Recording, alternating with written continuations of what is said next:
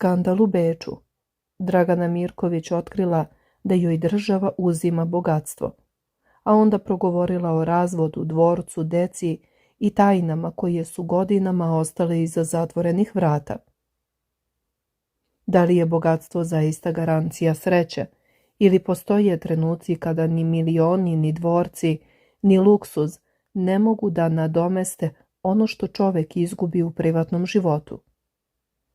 Upravo o tome danas govori jedna od najvećih muzičkih zvezda Balkana, žena čije ime već više od 4 decenije puni koncertne dvorane, obara rekorde i izaziva ogromnu pažnju javnosti. Ono što je sada ispričala mnoge je ostavilo bez teksta. Ostanite sa nama do kraja jer ćemo otkriti kako to Dragani država uzima ogromno bogatstvo. Šta kaže o razvodu od Tonija Bijelića, pa sve do veoma emotivnih priznanja o porodici, deci, teškim životnim odlukama i periodu 90-ih godina o kojem je godinama ćutala. Ako pratite rade Dragane Mirković, ako volite njene pesme, napišite nam u komentaru koja vam je omiljena. Da li mislite da novac donosi sreću ili je Dragana u pravu kada kaže da su mir u duši i ljubav u srcu mnogo važniji od svega materijalnog? Ostavite svoje mišljenje, lajkujte video i podelite ga sa prijateljima kako bismo zajedno analizirali priču koja je izazvala ogromnu pažnju širom regiona. Kada se govori o Dragani Mirković, javnost uglavnom vidi uspeh, vidi koncerte, hitove, dvorac, luksuzne automobile, televiziju i višedecenijsku karijeru. Međutim, iza svega toga krije se životna priča koja je prema njenim rečima mnogo složenija nego što mnogi misle. Gostujući u podcastu kod Bokija 13, Dragana se prisjetila svojih početaka i trenutaka kada je kao veoma mlada devojka zakoračila na estradu. Kako je ispričala još od 1984. godine kada je snimila svoju prvu ploču, počeli su da se nižu ozbiljni hitovi. Kaže da tada nije očekivala takav uspeh i da je njen san bio mnogo skromniji. Želela je, kako navodi, samo toliko uspeha da jednoga dana može da se vrati u svoje selo bez stida. Međutim, stvari su krenule potpuno drugim tokom. Popularnost je eksplodirala gotovo preko noći, a sa njom su došli novac, obaveze i odgovornost. Posebno se prisjetila perioda kada je postala jedna od najmlađih poreskih obveznika u tadašnjoj Jugoslaviji. Imala je svega 15 godina. Ispričala je da je njen otac jednom otišao u banku da podigne novac i da mu je bilo veoma neprijatno kada je video koliki iznos se nalazi na računu. Ljudi su gledali, a porodica, kako kaže, nije bila naviknuta na takve situacije. Upravo zbog toga joj je ostala urezana uspomena na činjenicu da je veoma rano naučila da uspeh donosi i ozbiljne finansijske obaveze. Tu dolazimo do dela koji je izazvao možda i najveću pažnju javnosti. Dragana je otkrila da danas plaća porez u Austriji jer tamo živi i ima prebivalište. Na pitanje o visini poreza dala je odgovor koji je odjeknuo regionom. Plaćam porez u Austriji jer tamo i živim. Porez je 48%. Ništa me ne pitajte, rekla je kroz smeh. Upravo ta rečenica pokrenula je brojne komentare. Mnogi su počeli da računaju koliko su zapravo troškovi života osobe koja godinama važi za jednu od najuspešnijih pevačica na Balkanu. Ipak, Dragana nije želela da razgovor svede samo na novac. Naprotiv, u jednom trenutku izgovorila je rečenicu koja je možda najbolje opisala njen pogled na život. Dvorac je najmanje bitan u mom životu. Postoje stvari koje ništa ne može da zameni. To je mir u duši, ljubav u srcu i pozitivnost koja me nosi na krilima. Upravo zbog toga mnogi smatraju da njena priča posljednjih godina više nije priča o bogatstvu, već o ličnoj snazi i velikim životnim promjenama koje su sledile nakon razvoda. Podsjetimo, javnost je ostala zatečena kada je Dragana saopštila da se razvodi od Tonija Bijelića nakon 1/4 veka braka. Godinama su važili za jedan od najstabilnijih parova na javnoj sceni. Zbog toga je vest o razvodu izazvala ogromnu pažnju medija i publike. Prema navodima koji su se pojavili u medijima, proces podele imovine prošao je bez velikih sukoba. Navodi se da je Dragani pripao luksuzni dvorac nadomak Beča, nekretnina koja je godinama bila simbol njihovog zajedničkog života i čija se vrednost prema pojedinim procenama kreće oko 50 miliona evra. Inače, dvorac nije u njihovom ličnom vlasništvu, već je uzet u zakup na 100 godina. Također se navodi da je u njenom vlasništvu ostala i televizija, koju je porodica godinama razvijala. Sa druge strane, Toni Bijelić je zadržao kompanije povezane sa automobilskom industrijom, uključujući i biznis sa luksuznim automobilima, koji se smatra jednim od najvažnijih izvora prihoda porodice. Mediji su također pisali da su dogovorom podeljeni vozni park procenjen na oko 5 miliona evra, kao i brojne nekretnine na Balkanu i u inostranstvu. Međutim, mnogo veću pažnju od same imovine privukle su Draganine reči o razlozima razvoda. Po prvi put, otvoreno je govorila o periodu koji opisuje kao jedan od najtežih u svom životu. Navela je da nije ni znala koliko je jaka osoba sve dok nije prošla kroz to iskustvo. Rekla je da je pre nekoliko godina shvatila da je srećnija sama sa svojom decom i da je upravo tada počela da donosi odluke koje su na kraju dovele do razvoda. Posebno je odjeknula njena tvrdnja da su razlozi koji su se pojavili u medijima, prema njenim rečima, pogrešni i da su stvarni razlozi bili mnogo veći i mnogo bolniji. Ipak nije želela da ulazi u detalje.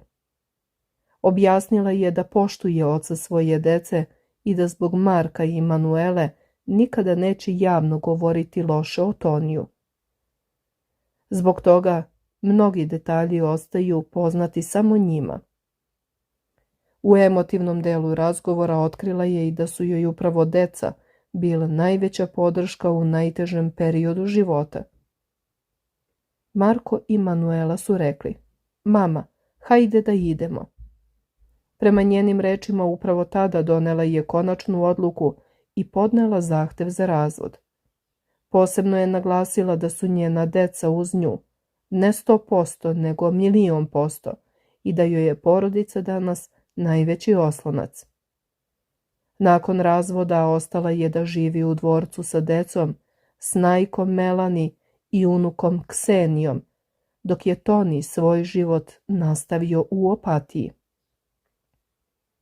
Još jedna tema izazvala je ogromnu pažnju. Tokom razgovora dotakla se i tvrdnji koje su se godinama pojavljivale u javnosti, a koje su sugerisale da je živela zahvaljujući bogatstvu svog supruga. Na to pitanje odgovorila je veoma kratko, ali dovoljno jasno da izazove brojne reakcije. "Pa šta sam ja radila svih tih godina?" Nije želela dalje da komentariše finansijske odnose u braku, navodeći da joj je zbog dece važnije da određene stvari ostanu privatne. U nastavku razgovora iznela je i svoj pogled na budućnost. Kaže da uživa u slobodi i da trenutno ne razmišlja o novoj vezi. Istakla je da njena deca priželjkuju da jednoga dana ponovo pronađe partnera, ali da je njoj lepo i ovako. Možda najpotresniji deo cele ispovesti odnosio se na 90. godine. Dragana Mirković je prvi put veoma otvoreno govorila o periodu koji opisuje kao izuzetno težak. Kako tvrdi, Tada je bila jedna od najpopularnijih pevačica na prostoru bivše Jugoslavije i upravo zbog toga našla se pod velikim pritiscima. Prema njenim rečima bila je pik mafije i smatrala je da je jedini način da sačuva slobodu bio odlazak iz zemlje. Tvrdila je da su određeni ljudi želeli da kontrolišu njen život i budućnost i da je zbog toga odlučila da ode, čak i po cenu da više nikada ne zapeva. Važno je naglasiti da su to njene reči, njene lične tvrdnje iznete tokom intervjua. Nije navodila konkretna imena, niti detalje koji bi mogli nezavisno da se provere. Nikada ne dozvoljavam da budem ucenjena. To mrzim najviše. Smatram to oduzimanjem nečije slobode. Upravo te reči mnogi su izdvojili kao najjači deo njenog gostovanja. Posmatrano iz šire perspektive, priča Dragane Mirković poslednjih godina nije samo priča o razvodu, bogatstvu i dvorcu.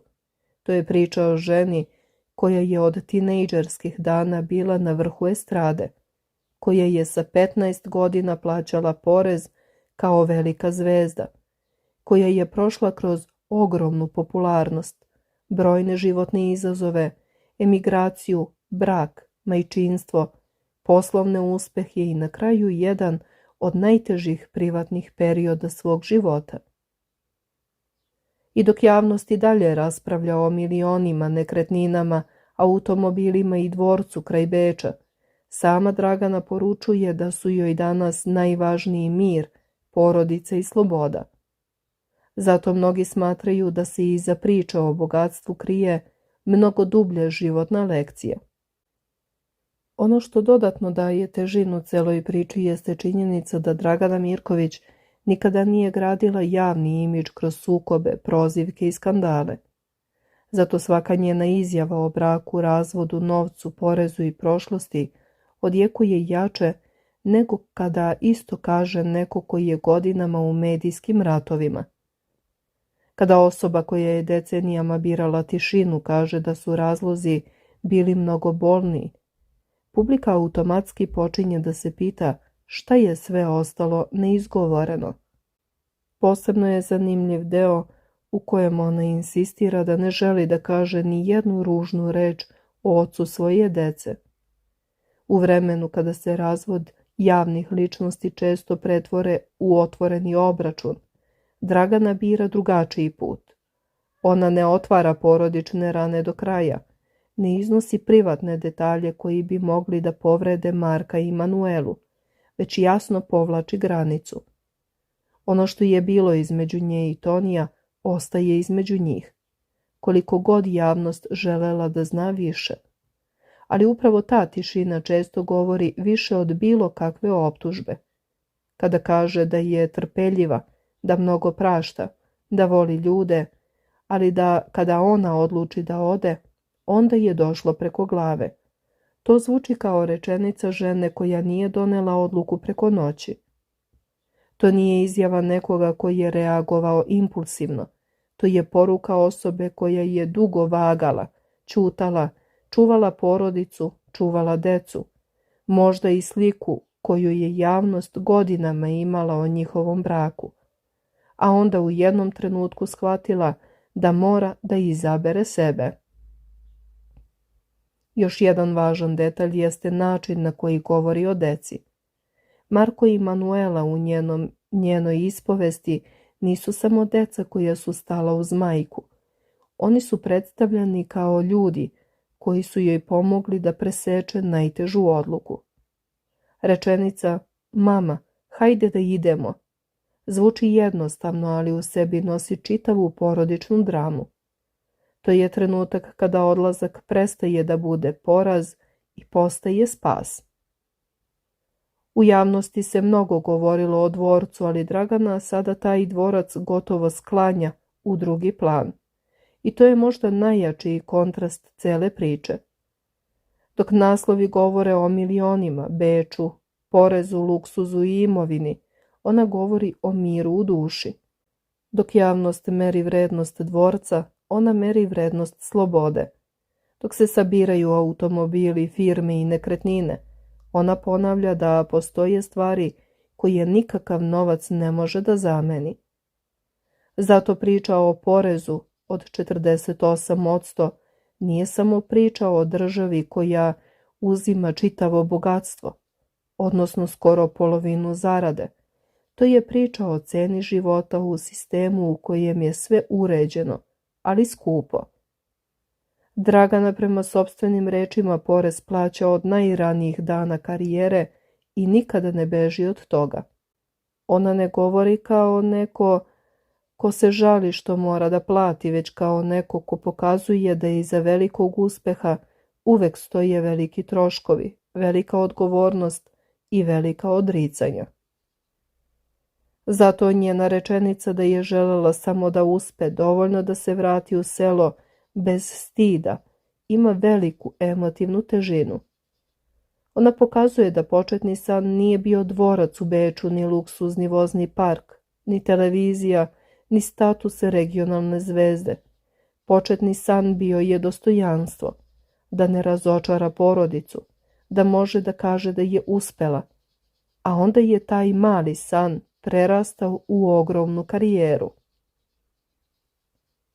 Zaključak je jasan. Dragana Mirković danas ne pokušava da se predstavi kao žrtva, ali ni kao neko koji je kroz život prošao bez rana. Ona govori odmereno, pažljivo, sa jasnom svešću da svaka reč može pogoditi njenu decu, bivšeg supruga, porodicu i publiku. Zbog toga se ne otkriva sve, ali ono što otkriva dovoljno je da se vidi koliko je njen put bio komplikovaniji nego što se spolja činilo. I dok jedni u ovoj priči vide luksuz, drugi vide cenu tog luksuza. Dok jedni vide dvorac, drugi vide ženu koja kaže da joj je dvorac najmanje bitan. Dok jedni vide razvod poznatog para, drugi vide majku koja je odlučila sa decom da započne mirniji život. Dok jedni broje milione, ona broji trenutke mira. Zato ova priča nije samo estradna vest, ona je priča o ceni slave, o granici ćutanja, o porodici, novcu koji ne rešava sve, o porezu koji uzima skoro polovinu zarade, o braku koji je spolja izgledao skladno, ali je iznutra imao bolne razloge o kojima ona ne želi da govori. I za kraj ostaje pitanje za vas. Da li biste vi preizabrali život u raskoši, ali bez unutrašnjeg mira, ili skromniji život u kojem imate slobodu, decu uz sebe i mirnu savest? Da li je Dragana trebala da kaže više ili je uradila pravu stvar što je zbog dece sačuvala najteže detalje za sebe? Napišite u komentarima šta vi mislite o ovoj ispovesti. Da li vas je više pogodila priča o razvodu, ogromnom porezu u Austriji, podeli imovine ili ono što je rekla o 90. godinama? Ako vam je ova priča bila zanimljiva, lajkujte video, podelite ga sa nekim ko prati Draganu Mirković i zapratite kanal, jer nastavljamo da donosimo priče koje otkrivaju ono što se godinama krilo iza velikih osmeha, reflektora i naslova. Ali pre svega toga, šta kaže Toni Bjelić na ovu Draganinu ispovest?